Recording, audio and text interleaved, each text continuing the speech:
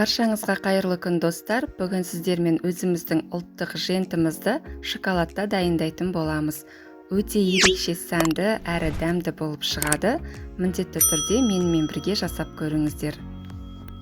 Бізге алдымен осындай талқан қажет болады. Оны кез келген дүкеннен алсаңыздар болады.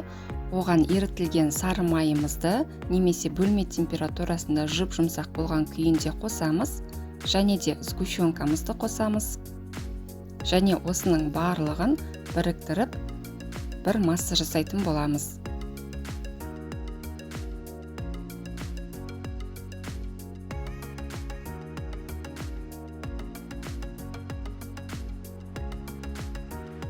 Міне бізде осындай жақсы бірігетін тығыз масса шығады. Енді кез келген формамызға менде осындай силиконды әртүрлі пішінде форма бар. Осы формамызға жақсылап тығыздап жентімізді толтырып шығамыз.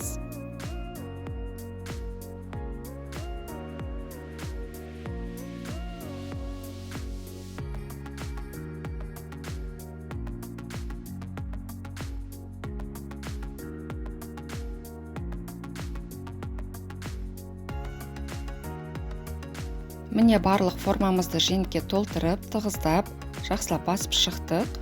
Енді бұл формамызды біз мұздатқышқа 1 сағат көлеміне жібереміз. Қалғанын мен осындай декор жасайтын, яғни тортқа декор жасайтын формаларыңыз болса салып қойсаңыз болады. Егер мүлдем формаңыз болмаса, қолыңыздың көмегімен осылай мен сияқты қалғанын шарғып жасап қойдым. Осылай жасасаңыздар да болады.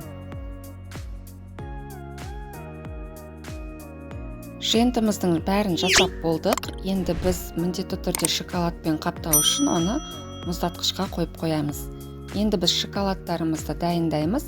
Мен осындай итальяндық шоколад қолдандым. Оның үстіне қайнаған ыстық суымызды құйып, ерігенше қойып қоямыз. Шоколадымыз көтеріліп кетпес үшін осылай қасықпен басып қойсаңыздар болады. Енді шоколадымыз ерігенше бізде 1 сағат көлемі өтті. Мұздатқыштан жентімізді аламыз. Біздің женттеріміз көріп тұрғандарыңыздай формадан өте оңай алынады. Барлығын алып жанымызға қойып қоямыз.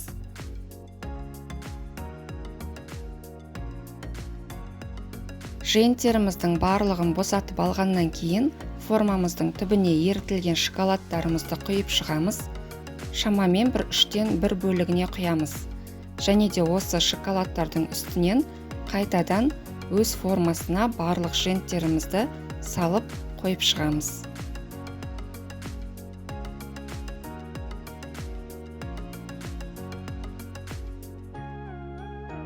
Ақ түсті шоколадымызды да дәл осы әдіспен формамыздың түбіне құйып, оның үстінен женттерімізді қойып орналастырып шығамыз.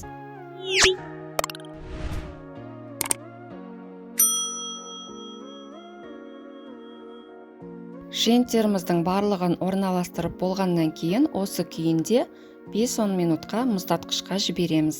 Мұздатқыштан шыққаннан кейін біздің женттеріміз формадан өте оңай алынады және көріп тұрғандарыңыздай өте әдемі болып шығады.